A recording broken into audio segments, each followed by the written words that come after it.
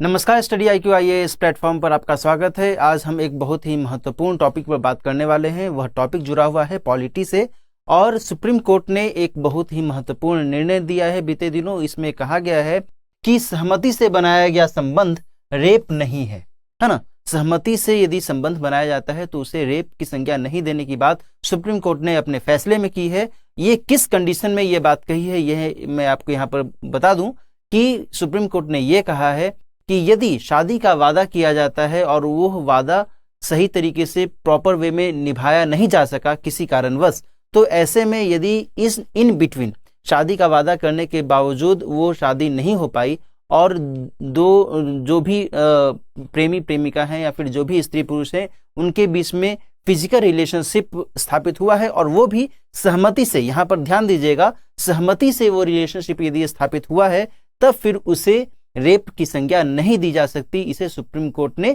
कहा है। ये सुप्रीम कोर्ट के निर्णय के माध्यम से ये बात कही गई है। तो आइए इस पर हम थोड़ा और बातचीत करते हैं, इसको और थोड़ा समझने की कोशिश करते हैं। 2016 में दरअसल एक FIR दर्ज किया गया था, फर्स्ट इंफॉर्मेशन रिपोर्ट FIR दर्ज किया गया था एक महिला के द्वारा, और उस महिला ने ही ये आरोप लगाया था अपने प्रेमी पर या फिर अपने मित्र पर कि उसके साथ में रेप किया गया है। और इसी के कंटेक्स्ट में जब सुप्रीम कोर्ट में सुनवाई चली, इस पूरे मामले की पड़ताल जब हुई, तो फिर सुप्रीम कोर्ट ने यह निर्णय दिया है कि यदि कभी ऐसी स्थिति बनती है कि शादी नहीं हो सकी है और दोनों स्त्री और पुरुष के बीच में वैवाहिक संबंध स्थापित नहीं हो सका है, लेकिन उनके बीच में शारीरिक संबंध स्थापित हुआ है, लेकिन वह शारीरिक संबंध, फिजिकल रिलेशनशिप जो है वो सहमति से स्थापित किया गया है, कॉन्सेंसुअल फिजिकल रिलेशनशिप स्थापित किया गया है, तो फिर ऐसे में हम उसे रेप की संज्ञा नहीं देंगे, है ना। तो ये एक महत्वपूर्ण बात सुप्रीम कोर्ट के द्वारा निकलकर सामने आ रही है। इसे समझने की जरूरत है कि सुप्रीम कोर्ट ने आखिर इसमें क्या चीजें टटोली हैं, क्या उसने अपने निर्णय में किन बातों का पक्ष रखा है, किन बातों का पक्ष लिया है। यहाँ पर कहा गया है सुप्रीम कोर्ट के द्वारा कि झूठे वादे और वादा पूरा न कर सकने के अंतर को समझना होगा। एक तो देखो ये हुआ कि कभी वादा किसी ने किया कि मैं तुमसे शादी करूंगा, विवाह करूंगा, और फिजिकल रिलेशनशिप स्थापित कर लिया, सहमति के साथ ही स्थापित कर लिया, लेकिन वो जो प्रॉमिस किया गया है केवल बस बरगलाने के लिए किया गया, केवल बहकाने के लिए किया गया है।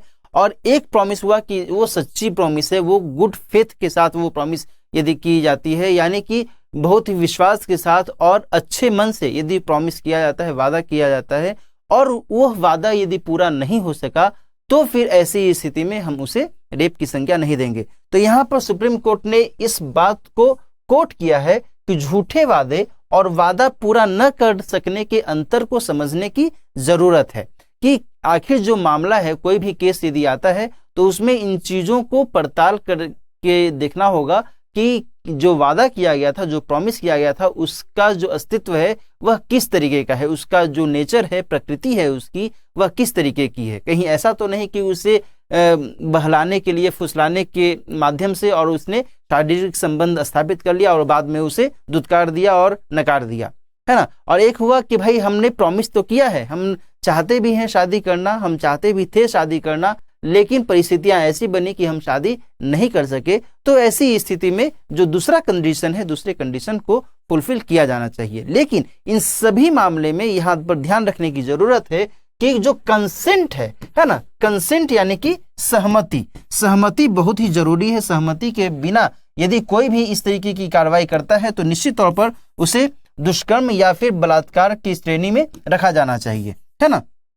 तो यहाँ पर जो बड़ी बात निकल कर ये सामने आती है वो ये है कि सहमति के आधार पर ही जो रिलेशनशिप है, जो फिजिकल रिलेशनशिप है, उसे मान्यता दी जानी चाहिए, बशर्ते कि ये जो नेचर है, झूठे वादे या फिर वादा पूरा न करने की स्थिति को स्पष्ट भी करने की जरूरत है। तो ये सारी बातें यहाँ पर सुप्रीम कोर्ट के द्वारा निकलकर सामने आ रही हैं। यहाँ पर मैं एक चीज और जिक्र करना चाहूंगा आप सभी के साथ कि एक और टर्म इस पूरे मामले में इंपॉर्टेंट हो जाता है और वो है मैरिटल रिलेशनशिप या फिर कहें मैरिटल रेप, है ना। मैरिटल रेप के कंटेक्स्ट में दरअसल ये जो टर्म है बहुत महत्वपूर्ण हो जाता है। मैरिटल रेप का मतलब क्या हुआ कि वैवाहिक दुष्कर्म। देखो आईपीसी की सेक्शन 375 में आईपीसी यानी कि इंडियन पेनल कोड, भारतीय दंड संहिता, भारतीय दंड संहिता के सेक्शन 375 में रेप के कॉन्टेक्स्ट में, दुष्कर्म के कॉन्टेक्स्ट में परिभाषा दी गई है कि किन किन स्थितियों में, कौन सी स्थिति में हम किसी भी घटना को रेप की संज्ञा दे सकते हैं या नहीं दे सकते हैं। लेकिन वहां पर एक एक्सेप्शन भी दिया गया है, एक अपवाद है, और उस अपवाद के कारण कई सारी स्थितियां यहां पर निकलकर सामने आती हैं। उस अपवाद में क्या कहा गया है? अपवाद में यह कहा गया है कि यदि कोई व्यक्ति शादी कर लेता है और शादी करने के बाद अपनी पत्नी के साथ में यदि यो फिजिकल रिलेशनशिप स्थापित करता है, बेशक उसकी मर्जी के साथ करे या फिर मर्जी के बिना करे, तो ऐसी स्थिति में उसे रेप नहीं माना जाएगा। ये यहाँ पर अपवाद के तौर पर रखा गया है सेक्शन 375 में। आप बात समझ रहे होंगे कि सेक्शन 375 में ये जो एक्सेप्शन है, ये जो अपवाद है, ये इस बात को इंगित करता है कि यदि कोई पति अपनी पत्नी के साथ में फिजिकल रिलेशनशिप स्थापित करता है उसकी सहमति से या फिर सहमति के बिना, तो फिर ऐसी स्थिति में उसे रेप की संज्ञा नहीं दी जाएगी। और इस कारण से यह जो अपवाद है अपने आप में एक डिस्प्यूटेड मैटर बन जाता है, विवादित विषय बन जाता है। इस कंटेक्स्ट में कई सारे न्यायालयों के कुछ रूल भी आए हैं, कुछ आदेश भी आए हैं, जो अपने अपने स्तर पर अपनी अपनी व्याख्याएं उन्होंने की हैं। जैसे कि केरल हाईकोर्ट ने अपनी व्याख्या में ये बात कही कि जो इस तरीके का वैवाहिक दुष्कर्म जो होता है, ये क्रूरता है, इसको समाप्त किया जाना चाहिए, इस अपवाद को डिलीट कर दिया जाना चाहिए भारतीय दंड संहिता से। वहीं जो छत्तीसगढ़ हाईकोर्ट ने अपने एक निर्णय में कहा, वो ये कहा कि ये जो अपवाद है इसको बने रहना चाहिए, इसमें कोई दिक्कत वाली बात नहीं है। वहीं हाल के समय में दिल्ली हाईकोर्ट ने भी एक मामले में एक स्प्लिटेड निर्णय दिया। स्प्लिटेड निर्णय का मतलब कि दो जजों की खंडपीठ उसमें बैठी हुई थी, जिसमें एक जज ने इस अपवाद के पक्ष में अपना मत दिया और दूसरे जज ने इस मामले में जो निर्णय दिया वो इसके विपक्ष में दिया। तो पक्ष और विपक्ष के कारण ये स्प्लिट निर्णय यहाँ पर सामने आया। अब उसे जो है लार्जर बेंच में भेजे जाने की बात भी की गई है। तो ये सारी गतिविधियां यहाँ पर निकलकर सामने आ रही हैं। इस संदर्भ में मैं यहाँ पर एक चीज और आपको ध्यान दिला दूं कि सर्वोच्च न्यायालय ने भी वर्ष 2019 में एक फैसले में लिव इन रिलेशनशिप के कॉन्टेक्स्ट में एक बात कही थी कि यदि लिव इन रिलेशनशिप में कोई व्यक्ति है और उस स्थिति में यदि वो यौन संबंध स्थापित करता है, फिजिकल रिलेशनशिप स्थापित करता है, वो भी कॉन्सेंट के साथ, सहमति के साथ, तब फिर उसे रेप नहीं माना जाना चाहिए। ये सुप्रीम कोर्ट ने कहा था कब?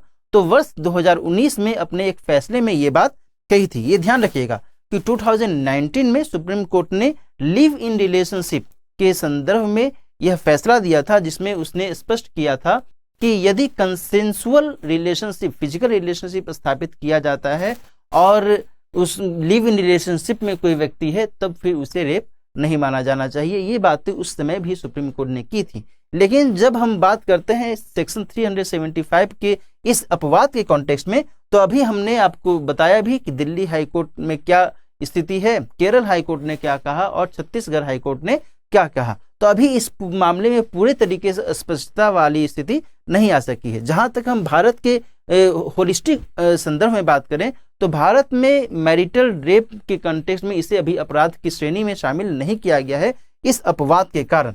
यहां मैं आपको और बताऊं कि अन्य देशों में क्या स्थिति है। अन्य देशों में जो पोलैंड है, पोलैंड में सबसे पहले मैरिटल रेप को अपराध की श्रेणी में शामिल किया गया था, है ना, पोलैंड में। इसके बाद जो ईयू है, यूरोपियन यूनियन, इसमें भी जो मैरिटल रेप है उसे अपराध की श्रेणी में शामिल किया गया है। और इसके बाद नेपाल ने भी इसे अपराध की श्रेणी में कुछ समय पहले शामिल किया, है ना, नेपाल ने भी। तो ये सारी स्थितियां हम अन्य अन्य देशों में जो है उनके आधार पर हम समझ सकते हैं कि मैरिटल रेप को लेकर करके अन्य देशों में जो विचार है, जो विचारधाराएं हैं, वो किस तरीके से काम करती हैं। बहरहाल वर्तमान में जो हाल में सुप्रीम कोर्ट ने निर्णय दिया है कि यदि शादी का वादा किया जाता है लेकिन उसे निभाया नहीं जा सका किसी कारणवश, तो फिर यदि ऐसी स्थिति में फिजिकल रिलेशनशिप यदि स्थापित होता है तो उसे रेप की संज्ञा नहीं दी जाएगी। लेकिन यहाँ पर वही बात है कि यदि वादा किस तरीके से किया गया है, झूठा वादा किया गया है या फिर वादा तो सच्चे मन से किया गया था, लेकिन वह किसी कारणवश निभाया नहीं जा सका। इनके बीच में अंतर देखना होगा और इस अंतर के आधार पर ही हम रेप के संदर्भ में कोई फाइनल डिसीजन दे सकते हैं। तो आज की चर्चा हम यहीं पर समाप्त करते हैं। आपको यह चर्चा कैसी लगी इसके बारे में कमेंट कीजिएगा, और साथ ही आपको यह चर्चा अच्छी लगी तो निश्चित तौर पर अपने फ्रेंड्स के साथ शेयर कीजिए। इस चैनल को यदि आपने सब्सक्राइब नहीं किया है तो इसे सब्सक्राइब भी कीजिए, और ऐसे ही महत्वपूर्ण मुद्दों के साथ फिर हम मिलेंगे किसी और टॉपिक में अन्य महत्वपूर्ण जानकारियों के साथ। तब तक अच्छे से पढ़ते रहिए, स्वस्थ रहिए। All the best.